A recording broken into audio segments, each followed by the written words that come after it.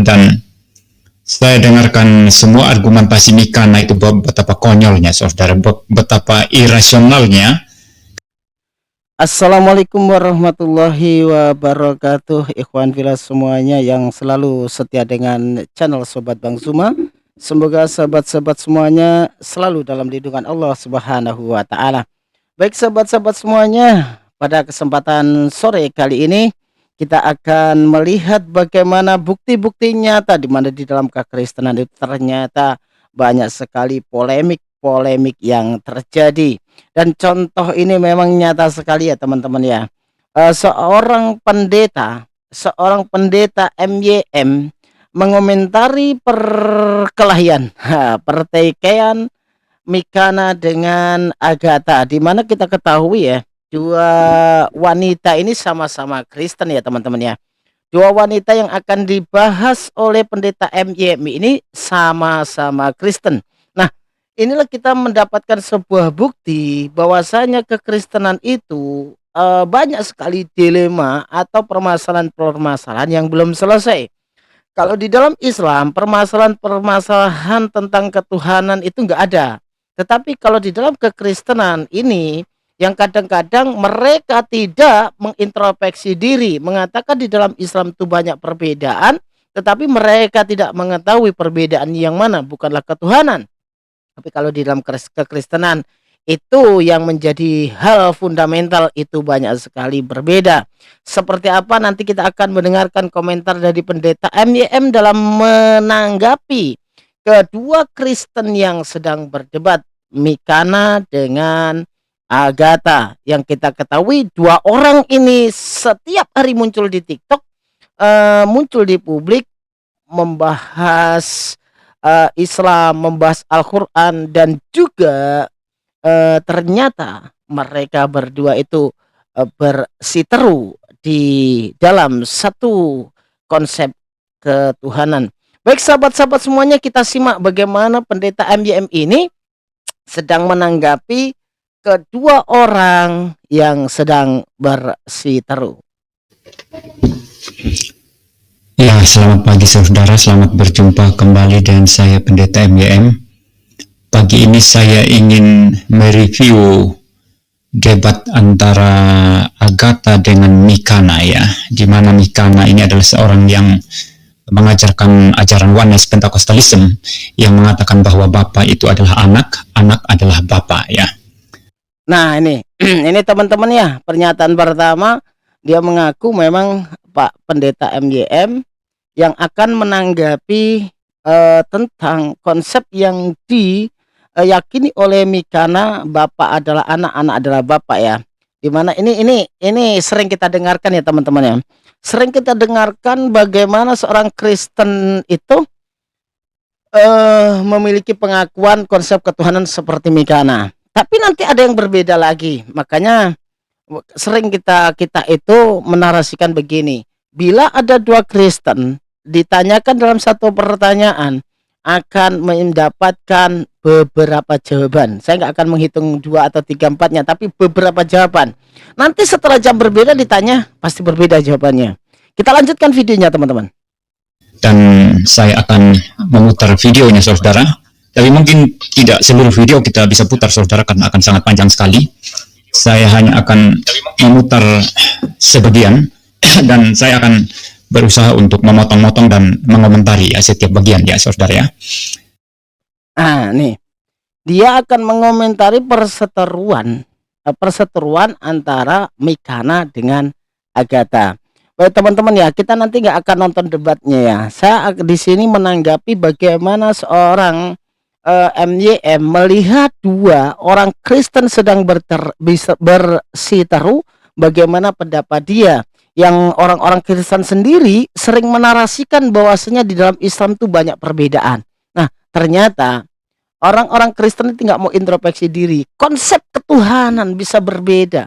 Ini bahaya teman-teman.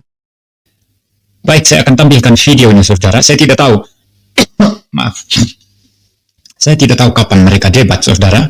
Cuma saya lihat di YouTube itu ramai dan kemarin saya menyempatkan diri untuk mendengarkan ya saudara. Dan Saya dengarkan semua argumentasi Mikana itu betapa konyolnya, saudara, betapa irasionalnya ketika dia mengatakan Bapak adalah anak adalah Bapak, begitu ya, saudara ya.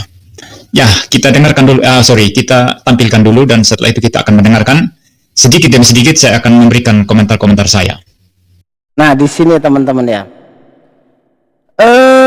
sesama Kristen mengatakan itu konyol ya. Mikana itu betapa konyolnya ya.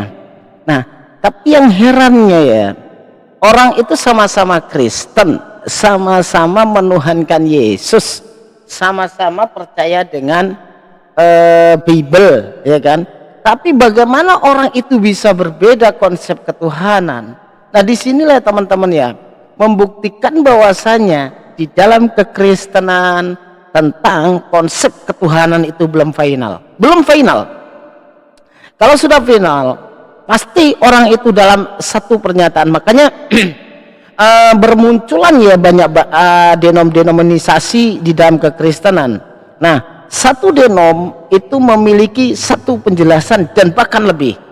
Nah, bagaimana kalau bisa muncul ribuan denom, teman-teman? Nah, di sini sebagai bukti bahwasanya Kristen itu banyak sekali permasalahan yang belum selesai dan belum diselesaikan.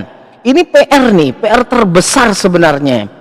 Seharusnya pendeta MIM ini bukan menanggapi satu perdebatan ini sebenarnya, tetapi seharusnya mencari di mana titik perbedaan ini untuk disatukan.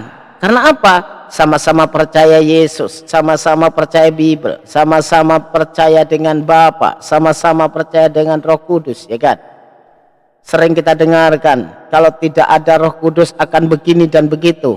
Kalau menjadi Kristen harus punya Roh Kudus. Nah, bukti di sini kata Roh Kudus yang orang Kristen harus memiliki Roh Kudus. Ini sepertinya itu hanya doktrin belaka ya teman-teman ya. Kalau memang setiap orang Kristen yang patuh dengan gereja ya, bukan patuh dengan Yesus dulu, patuh dengan gereja, patuh dengan mengikuti apa yang dikatakan pendeta, patuh pada orang yang diikutinya, petunjuk orang yang menjadi pemuka agama. Saya rasa orang ini kalau memang memiliki Roh Kudus itu nggak akan berbeda-beda tentang konsep ketuhanan. Perlu kita ketahui teman-teman ya, pendeta MYM ini kan berseberangan ini dengan Mikana, memang berseberangan, tapi bukan menjadi sebuah introspeksi, padahal itu konsep ketuhanan yang berbeda. Nah, padahal katanya orang Kristen punya Roh Kudus, terus Roh Kudusnya di mana? Kalau ya kan, kalau sama-sama Kristen saya berbeda, satu Yesus itu adalah Bapa, Bapa adalah Yesus, yang satunya Yesus punya pribadi sendiri, Bapak punya pribadi sendiri.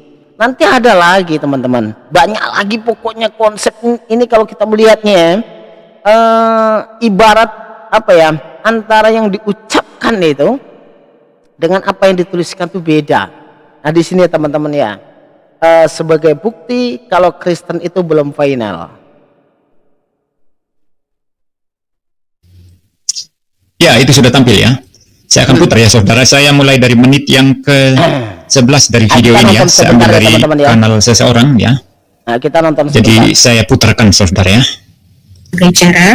Berbicara kepada nenek moyang kita dengan perantara para nabi. Pada zaman akhir ini, jadi dulu Allah berbicara kepada semua nabi ya. Pada zaman akhir ini ia berbicara dengan kita dengan perantara anaknya yang ia tetapkan sebagai ahli waris. Oke. Ya, jadi saya baca menurut terjemahan yang ketiga ya. Ibrani 1 ayat 1 dan 2. Elohim setelah berbicara dalam banyak kesempatan dan dengan berbagai cara pada zaman dahulu kepada para leluhur melalui para nabi. Pada masa terakhir ini dia berbicara kepada kita di dalam Putra yang telah ditetapkan sebagai ahli waris segala sesuatu. Melaluinya pula dia telah menjadikan zaman-zaman. Jadi Elohim itu sendiri yang datang ketika dia datang disebut Putra. Tadi kamu sendiri bilang. Nah, di sini ya, ini buktinya ya, memang sama ini ditonton sama pendeta MYM ya. Sama-sama yang dipegang itu Bible ya kan. Sama Biblenya teman-teman. Sama. Jumlahnya itu 66 ya kan. sama itu, tapi kenapa konsepnya beda? Nah, di sini kadang-kadang tuh orang Kristen mengatakan mereka tuh bisa menafsirkan sesuka mereka dengan kehendak bebas mereka. Nah, inilah bukti bahwasanya banyak sekali kerancuan. Karena apa? Setiap orang Kristen itu boleh menafsirkan. Tidak ada kaidah dasar dalam penafsiran satu kitab, sehingga tertulis itu sama, tapi penafsirannya berbeda. Baik sahabat-sahabat, sobat Bang Zuma, inilah bukti di dalam kekristenan masih banyak masalah dan belum final. Nih teman-teman ya, ingat saudara-saudaraku yang muslim, biarpun awam, jauhkan diri Anda dari kekafiran, jauhkan diri Anda dari sifat-sifat yang menuju ke kemunafikan, sehingga kita terhindar dari godaan syaitan yang terkutuk. Hati-hati, banyak sekali misionaris berkeliaran di sekitar kita. Jangan sampai Anda murtad gara-gara urusan dua perut dan baperut. Nah, ini hati-hati ya teman-teman ya, jangan sampai terpengaruh. Kita tahu konsep di sana seperti itu, masih belum final teman-teman. Nggak usah kita komentari saja. Insya Allah di dalam Islam sudah mengajarkan dengan kesempurnaan mau peraturan hukum dan lain sebagainya. Percayalah, Allah Subhanahu wa taala sudah memberikan wahyu kepada Rasulullah sallallahu alaihi wasallam untuk menuntun kita menuju hal yang bisa membedakan yang hak dan yang batil. Bagaimana kita dituntun untuk mengenal Tuhan satu-satunya pencipta alam semesta, Allah Subhanahu wa taala. Ini kita lihat tetangga berseteru tentang ketuhanan. Kalau dalam Islam beda paling-paling hal sunnah, ya kan? Kalau Kristen konsep ketuhanannya teman-teman. Baik sahabat-sahabat semuanya, sampai di sini dulu. Kita akan kembali dengan video yang berbeda pastinya. Salam satu Tuhan. Wassalamualaikum warahmatullahi wabarakatuh.